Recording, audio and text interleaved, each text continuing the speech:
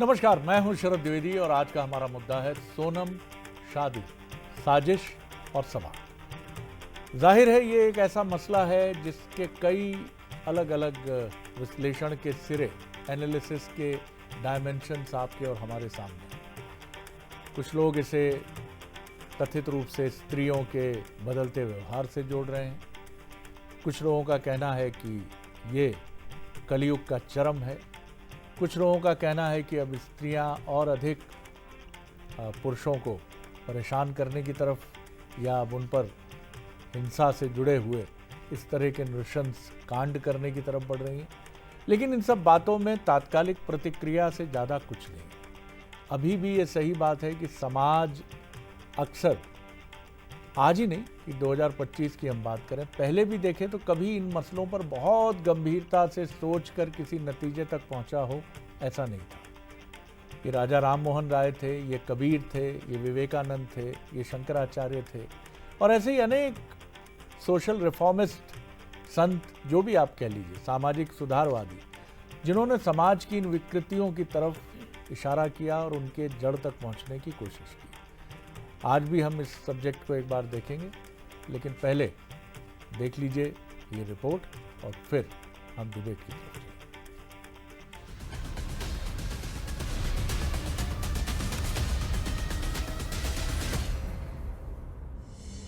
सोनम और राजा की शादी को अभी महज 11 दिन ही हुए थे।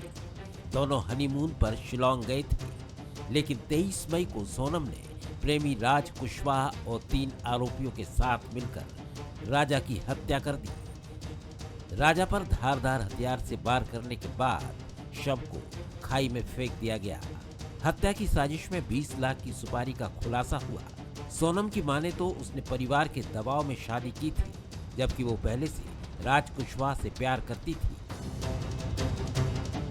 रिश्ते की असहजता और सामाजिक मजबूरी ने एक खतरनाक मोड़ ले लिया। इस वारदात के बाद युवाओं के बीच बैचलर लाइफ बनाम शादी को लेकर बहस तेज हो गई है। अगर शादी करने से अगर डर का माहौल है तो क्या मतलब है फिर शादी करने से? इससे अच्छा तो जो आपकी मर्जी है, मन से शादी करिए, घर वालों को बता के करिए आप कि साहब हम इनसे करते हैं प्यार या जो भी है, तो ऐसा करके आप शादी कर लीजिए। अगर शादी समझौता करके भी करेंगे तो उससे मतलब क्या है? डर ऐसा लगता है, मतलब सोच के भी मतलब ऐसा लगता है कि भैया कि भगवान ना करे किसी के साथ ऐसा, दुश्मन के साथ भी नहीं हो। भाई नहीं करनी मत करो, लेकिन किसी का भाई बेटा इसके साथ ऐसा नहीं करना चाहिए। मनोवैज्ञानिक नजरिए से बात करें तो अकेलापन और एकाकीपन में फर्क होता है। अकेलापन जब अपनी मर्जी से चुना जाए तो ये आत्म खोज और रचनात्मकता को बढ़ाता है। रिसर्च बताते हैं कि अकेले रहने वाले लोग ज्यादा आत्मनिर्भर और शांत रहते हैं। वहीं रिश्तों में जब भावनात्मक अस्थिरता हो और फैसला सामाजिक दबाव में लिया जाए तो वो खतरनाक भी साबित हो सकता है। सोनम और राजा का मामला इसी अस्थिरता की मिसाल है, जिसमें अगर भावनाओं को वक्त रहते समझा जाता तो शायद ये विभत्स घटना टल सकती थी। भारत जैसे देश में जो शादी का कस्टम है, उसमें अपने माता पिता से इतर जाने को उनका असम्मान समझा जाता है। भारतीय समाज वहाँ पर हमें आज़ादी नहीं देता कि हम खुल करके ना कह सकें, और जब बात लड़कियों की आती है तो ये आज़ादी का प्रतिशत और कम होता चला जाता है, जिसके चलते लोग शादी तो कर लेते हैं लेकिन उनके मन में मानसिक तैयारी नहीं होती है और वो अपनत्व तो नहीं होता। अब सवाल यही है कि क्या अकेला रहना ही बेहतर है? क्या बैचलर लाइफ ही सुरक्षित और सुखद भविष्य की कुंजी है? भारत समेत दुनिया भर में अब युवा शादी की जल्दबाजी से बचने लगे हैं। कई सर्वे में लोग इस बात को स्वीकार कर चुके हैं कि अकेले रहकर भी जिंदगी को बेहतर तरीके से जिया जा सकता है। सोनम केस ने इस बहस को नई हवा दे दी है। सवाल ये भी है, क्या समाज और परिवार रिश्तों को समझने का सही वक्त दे रहे हैं? चलिए, बंसल न्यूज़ के जो सवाल हैं वो देख लीजिए। क्या सोनम कांड ने युवाओं का शादी से भरोसा दिला दिया है? क्या अब बैचलर लाइफ को बेहतर ऑप्शन मान रहे हैं युवा? ये एक बड़ा सवाल है। और तीसरा, क्या परिवार और समाज रिश्तों को समझने का वक्त देने की जगह अब थोपने पर आ गए हैं? हालांकि ये परंपरा आज की नहीं है। दुर्भाग्य ये है कि आज के समय में भी यही सब कुछ है। जो मेहमान हमारे साथ हैं उनसे मिलिए। हमारे साथ हैं डॉक्टर विजय अग्रवाल जी, हमारे स्टूडियो में हैं। बहुत स्वागत है सर आपका। आप प्रख्यात लेखक हैं, सेवानिवृत्त अखिल भारतीय सेवा के अधिकारी हैं और जीवन प्रबंधन के एक ऐसे व्यक्तित्व हैं जिनको सुनना या पढ़ना बताता है कि जीवन के लिए मूल्य, मर्यादा, परिश्रम या निष्ठा कितने महत्वपूर्ण होते हैं। उनका बहुत स्वागत है। पीयूष पारे इंदौर से हमारे साथ जुड़ेंगे, हमारे ब्यूरो चीफ। नेहा शर्मा हमारे साथ रहेंगी, सोशल मीडिया इन्फ्लुएंसर, उनका मैं बहुत स्वागत करता हूं। और डॉक्टर संजीव त्रिपाठी हमारे साथ रहेंगे जो मनोवैज्ञानिक हैं, उनका भी मैं स्वागत करता हूं। और इस वक्त की आपको एक बड़ी खबर भी बता देते हैं जो सोनम और राजा कांड से जुड़ी हुई परतों को और खोलने की तरफ बढ़ती है। तो ये बड़ी खबर हम आपको बता रहे हैं जो इस पूरे मामले से जुड़ी हुई है। राज कुशवाहा ही निकला है मास्टरमाइंड, जो पुलिस सूत्रों ने जानकारी दी है भीतर से कि वारदात के बाद ये भी एक बड़ी खबर है कि 14 दिन यानी 26 मई से करीब जून के एक लंबे समय तक करीब 14 दिन इंदौर में रही है सोनम, यानी 8 जून तक, 26 मई से 8 जून तक इंदौर में ही रही सोनम और राज के साथ ही रही। ये बात मेघालय पुलिस से पूछताछ के दौरान इसका खुलासा हुआ है। और ये भी एक चौंकाने वाली बात है कि इतना बड़ा कांड करने के बाद ये दोनों बहुत सहज रूप से, ख़ासतौर से सोनम की हम बात करेंगे कि वो इंदौर में अपने कथित प्रेमी के साथ रह रही थी। और ये एक असामान्य मानसिकता तो है ही निश्चित तौर पर। तो ये बड़ी खबर हम आपको बता रहे हैं कि 14 दिन वो इंदौर में ही रही अपने कथित प्रेमी के साथ। और पूरे मामले की जो सूत्रधार है, जिसने योजना बनाई, वो है राज कुशवाहा, सोनम का कथित प्रेमी। चलिए अब लौटेंगे बातचीत की, डिबेट की तरफ। हमारे साथ डॉक्टर विजय अग्रवाल जी हैं, उनकी तरफ मैं चलता हूं। डॉक्टर अग्रवाल, किस तरह आप देख रहे हैं एक बड़ी युवाओं की सोच में परिवर्तन है, लेकिन मैं सारे युवाओं पर नहीं थोपूंगा इसको, जी। क्योंकि इसमें परिवार, संस्कार, मूल्य ये सब महत्वपूर्ण हो जाते हैं। क्योंकि इस समय हम ये भी नहीं कह सकते कि सोनम के परिवार पर उंगलियां उठाएं, लेकिन ये बात तो उठेगी कि अपब्रिंगिंग, परवरिश कैसी थी। जी, क्या कहेंगे आप? शरद जी, मुझे लगता है कि ठीक है, ये घटना अभी घटित हुई है, ताज़ी है, बहुत ही दुर्भाग्यपूर्ण है और समाजशास्त्रियों के लिए बहुत बड़ी चुनौती है कि इसके सही परतों तक वो पहुंचने की कोशिश करें। अगर हम पिछले कुछ दौर को देखें, 1-2 साल के ही समय को, तो आप पाएंगे कि इस तरह की जो एक अमानवीय घटना है, एक अमानवीय घटना, मतलब समझ में नहीं आता है कि चाहे वो प्रेमी हो या प्रेमिका हो, इस तरह के स्टेप्स, कदम कैसे उठा सकता है, उसका सिलसिला रहा है। मेरठ में एक घटना घटी थी जिसमें एक प्रेमिका और प्रेमी मिलकर के, यानी प्रेमिका अपने प्रेमी से मिलकर के अपने पति की हत्या करा देती है। कुछ ही दिनों पहले की बात। कभी कभी अगर कोई घटना घटती है तो शायद उतनी चिंताजनक नहीं, चिंताजनक तो है, दुखद तो है, लेकिन उतनी चिंताजनक नहीं है। लेकिन अगर इस तरह की घटनाओं का सिलसिला चलने लगे तो डेफिनेटली ये बहुत गंभीर बात है और बहुत ही चिंताजनक बात है, नंबर 1। दूसरी, जैसा कि आपने कहा कि अब युवाओं में बैचलर रहने की प्रवृत्ति ज़्यादा इमर्ज हो रही है, ये बिल्कुल सही है। अब युवा जल्दी शादी करने को तैयार नहीं होते, उनके मन में अलग अलग तरह के भय बैठे हुए हैं। उसमें एक ये भी एंगल है कि उनका जो दाम्पत्य जीवन होगा वो किस तरीके का होगा, जो पत्नी होगी उनके साथ किस तरीके से सामंजस्य बैठ पाएगा, और ये वाइस वर्सा है। लड़कियों के मन में भी अब इस तरह का दोनों तरफ से। मुझे लगता है कि इस मुद्दे को अगर हमें समझना है तो हमें अपने पूरे बदलते हुए सोशल स्ट्रक्चर को समझना होगा। साइकोलॉजी जो हमारी तैयार होती है वो सोशल स्ट्रक्चर से अलग नहीं है। जैसे अगर हम इस कांड को देखें तो एक कुछ बड़े विचित्र किस्म के प्रश्न दिमाग में उठते हैं, सवाल पैदा होते हैं। दोनों एक ही शहर में रह रहे हैं, सोनम भी रह रही है, राज भी रह रहा है, और साथ ही साथ जिनसे शादी हुई है वो भी रह रहे हैं, उनका परिवार है। वो कोई इतना बड़ा मेट्रो शहर नहीं है कि साहब पता लगा 50 किलोमीटर का फासला हो। भारत में अभी भी जो विवाह है वो एक प्रकार से सामाजिक मामला है, या कह लीजिए कि परिवारों का मामला है, जी जी। इंडिविजुअल मामला नहीं है। तो मुझे जो सबसे ज़्यादा चिंता सता रही है वो ये है कि ये अरेंज मैरिज है, चलिए फोर्सफुली ही हुई लेकिन अरेंज मैरिज तो है। तो चाहे वो लड़के पक्ष के हों या लड़की पक्ष के हों, दोनों ने इस इशू को वेरीफाई करके और अच्छी तरह से डिसीजन क्यों नहीं लिया, ये एक सोचने की बात ये है। बड़ा सवाल है, मैं बिल्कुल लौटता हूँ इसकी, यह आपने एक बड़ा सवाल हमें दिया है। पीयूष की तरफ मैं जल्दी से चलूँगा, हालांकि उन्हीं की तरफ आना था पहले ब्रेकिंग के बाद मुझे। पीयूष जल्दी से मुझे बताइए, ये अपडेट जो मिला है, क्या इसके आगे पीछे भी कोई कहानी है? ये बहुत ही चौंका देने वाली बात है कि ये 14 दिन सोनम के कथित रूप से इंदौर में रहने और अपने कथित प्रेमी के साथ रहने की बात सामने आ रही है। जी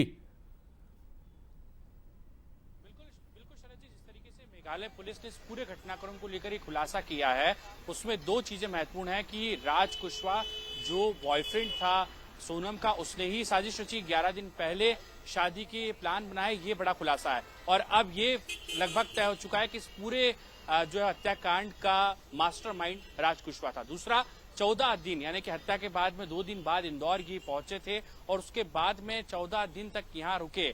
कहाँ रुके इसको लेकर भी लगातार जो है वो तलाश की जा रही है और इस पर अब मुझे लगता है कि इंदौर पुलिस की एक बड़ी भूमिका होगी इस स्थान को ढूंढने के लिए। दूसरी तरफ एक और बहुत महत्वपूर्ण अपडेट इस वक्त बंसल न्यूज के पास है कि जो मेघालय पुलिस ने कहा है कि इसमें किसी अन्य शख्स या फिर अन्य व्यक्ति के होने की बात भी इनकार नहीं की जा सकती। ये जो वहां के बड़े अधिकारी हैं उनके जरिए बंसल न्यूज तक अपडेट पहुंची है, यानी कि उस पर भी इन्वेस्टिगेशन लगातार पुलिस का जारी है। और आज प्रेस कॉन्फ्रेंस में भी यही इशारा जो मेघालय पुलिस के अधिकारी हैं उन्होंने किया भी है। जी शरद जी जी जी, बिल्कुल, बहुत शुक्रिया आपका पीयूष कि आपने ये महत्वपूर्ण जानकारी हमें दी। मैं अब सीधे चलूँगा डॉक्टर संजीव त्रिपाठी जी की तरफ, फिर नेहा शर्मा जी की तरफ आऊँगा। डॉक्टर त्रिपाठी, आपने विजय अग्रवाल जी की बात सुनी। समाज का जो आसपास का ढांचा है, अब हमारे पास खुलेआम लड़के और लड़कियां हैं जो सड़कों पर बियर पीते हैं, और ये मध्य प्रदेश की बात है, मेट्रोज़ में तो ये दृश्य हमने बहुत देखे हैं। अच्छा है बुरा है इस डिबेट में कोई नहीं पढ़ना चाहता, क्योंकि उसके अपने जोखिम हैं।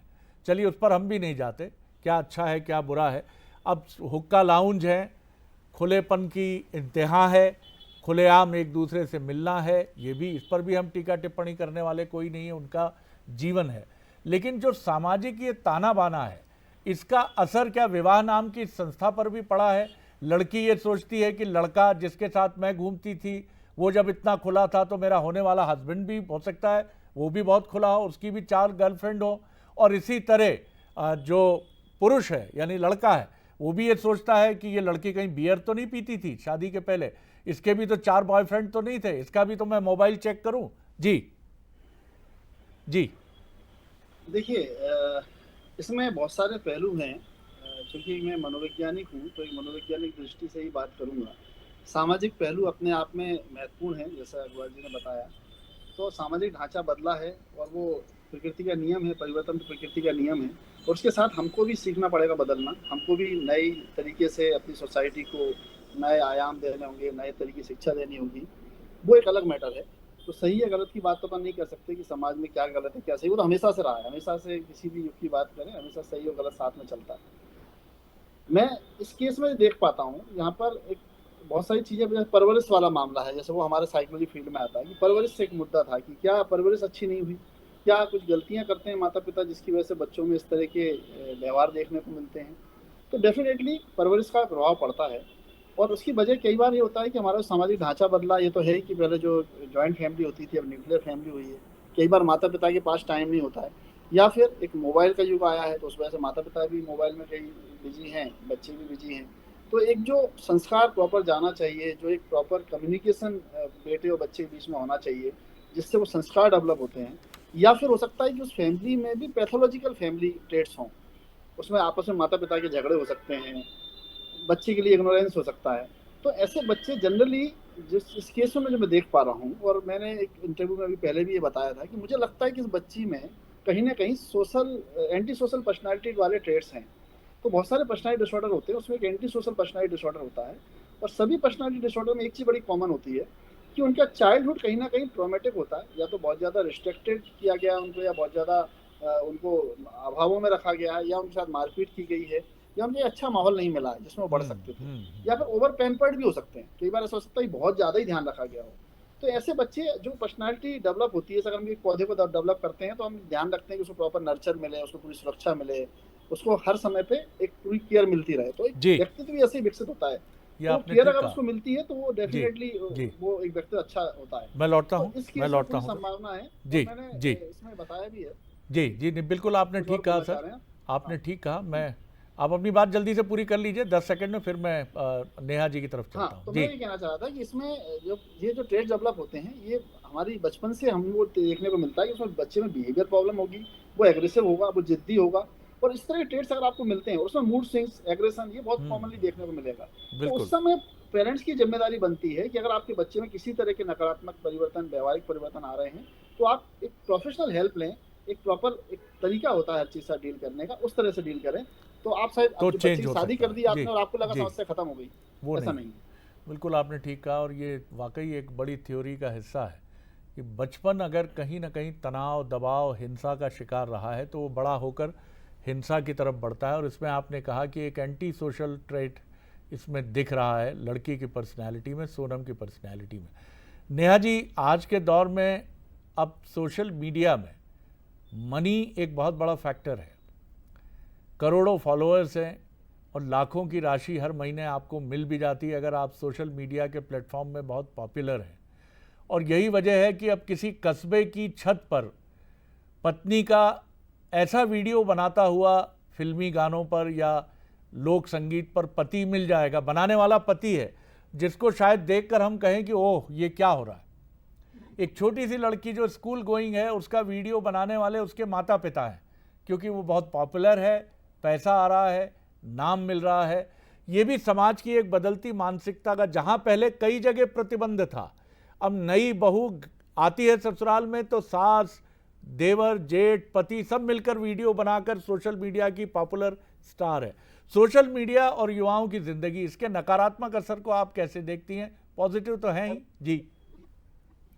मैं तो इतना कहना चाहूंगी कि जो सोशल मीडिया का जो रिजल्ट है ना, आज के टाइम पे बहुत ज्यादा नेगेटिव आ रहा है। मतलब हम इसको पॉजिटिव वे में भी ले सकते हैं, हम नेगेटिव वे में भी ले सकते हैं। आज हम लोगों के करियर इससे चल रहे हैं।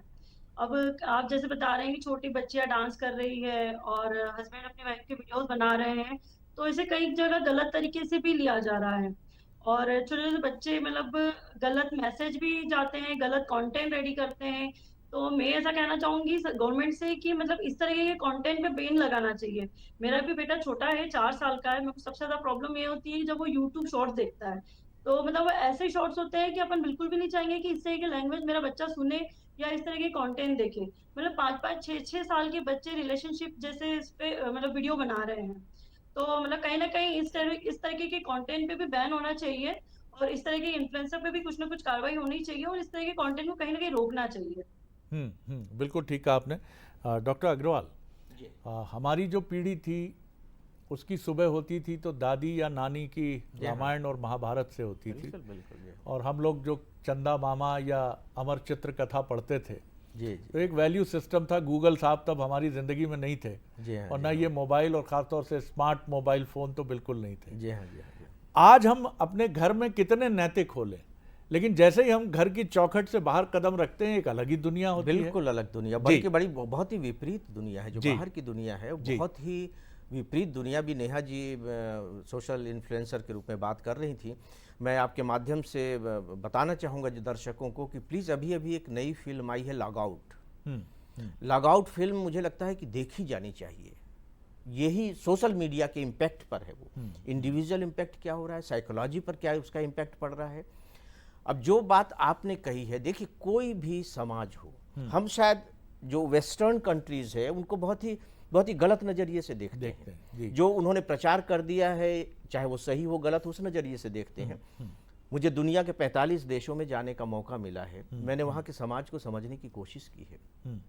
जो सुपरफिशियल सोसाइटी है हम केवल उसके बारे में जानते हैं। जो उनकी जो रियल सोसाइटी है वो अभी भी बहुत वैल्यू बेस्ड सोसाइटी है। क्योंकि मुझे ये लगता है कि कोई भी समाज बिना वैल्यू के तो सरवाइव नहीं कर सकता। फिर वो समाज नहीं होगा, फिर तो इंडिविजुअल हो गया ना। तो इस इंडिविजुअल को अलग अलग लोगों को जोड़ेगा कौन? वैल्यू जोड़ेंगे। चाहे आप उसे संस्कार कह लीजिए, जो भी कह लीजिए। तो जहाँ वैल्यू कमजोर पड़ेंगे या वैल्यू सूखेंगे तो वहाँ डेफिनेटली चीज़ें बहुत बिखरेंगी। सुंदर बात है। हाँ, ये बात अलग है कि वैल्यू जब बदलते हैं तो उसके अनुकूल समाज बदलता है। आप देखिए कि हमारे वैल्यू पहले जो भी रहे हों, लेकिन इसी समाज ने बकायदे लिविंग इन की परमिशन दे रखी है। यही समाज है ना, इसी समाज में और इसी समाज की सरकार ने उसे वैधानिक मान्यता भी दे दी मान्यता है। दी जी। लेकिन अगर इसमें से आप मूल्य को खत्म कर देंगे तो प्रॉब्लम दिखाई देने लगी है उसमें भी। तो क्या किया जाए? अकेले रहना संभव नहीं है, विवाह से डर लग रहा है, लिविंग इन चल नहीं पा रहे हैं, तो किया क्या जाए? अंततः वैल्यू नहीं है, वैल्यू गायब हो गई। तो value बहुत गायब बहुत हो खूबसूरत बात कही। और मैंने दक्षिण कोरिया गए भारत के एक प्रोफेसर का अनुभव पढ़ा था। उन्होंने कहा वहाँ सड़कों पर एक्सीडेंट होता है तो बिल्कुल भारत की तरह बहस होती है, लेकिन समापन बहुत दिलचस्प होता है। और जब अंत होता है, जब चरम पर पहुंचती है लड़ाई और ऐसा लगता है अब हाथापाई तक आएगी, तब दोनों में से एक दूसरे से उसकी उम्र पूछता है, और अगर वो उससे बड़ा है तो वो झुककर माफ़ी मांगता है, चाहे कितना भी डैमेज उसकी गाड़ी का हो, वो नमस्ते करता है, मुझसे गलती हुई, मुझे माफ़ कर दीजिए, आप उम्र में बड़े हैं, और वो चला जाता है। भैया ऑफिस तक में ये है, अगर ऑफिस में कोई सीनियर ऑफिसर जी। है और वो बहुत कम एज का है, जैसे हमारे यहाँ आईएएस अफसर बहुत कम एज के हो जाते हैं, उसके अंडर में काम करने वाला अगर अधिक उम्र का है, चाहे वो कितना भी जूनियर क्यों ना हो, तो उसके प्रति उसको रेस्पेक्ट शो करनी पड़ती है। ये वहाँ का कल्चर है, ये वहाँ का वैल्यू है। ये बहुत देखिए, ये हम बात कर रहे हैं उन देशों की जो तकनीक के धनी है। जापान की आप बात कर लीजिए, चाइना की बात कर लीजिए, कोरिया की बात कर लीजिए, ये अपनी परंपराओं से जुड़े हैं। और हमारे यहाँ मंजर मतलब कि ना खुदा ही मिला ना विसाले सनम, ना इधर के रहे ना उधर के रहे। पीयूष, एक छोटा सा कमेंट आपका लेता हूँ, किस तरह से आप देख रहे हैं? आप भी एक युवा हैं आज के, और 2 बेटियों के पिता भी हैं, और उनमें एक बेटी मुझे लगता है कि जल्दी ही उस दहलीज में होगी कि जब, जिसे हम युवावस्था की दहलीज कहते हैं। एक पिता के नाते आपको भी चीज़ें बहुत चिंता में डालती होंगी, बाहर का समाज, क्योंकि मैं भी एक युवा पुत्र का पिता हूँ, और मैं भी जब वो इस समय देश के एक महानगर में जॉब के सिलसिले में है, तो मैं उससे अक्सर पूछता हूँ, चिंतित पिता की तरह, घर पहुँच गए, कोई मिला तो नहीं? क्योंकि कई बार वो कहता है कि आज गांजे की सिगरेट वाले कुछ दोस्त मिल गए थे, आज कुछ शराब वाले दोस्त मिल गए थे, आज कुछ ड्रग्स वाले दोस्त मिल गए थे, और वो कहते तुम बहुत पिछड़े हो, तुम इन सब में शामिल क्यों नहीं होते? पीयूष।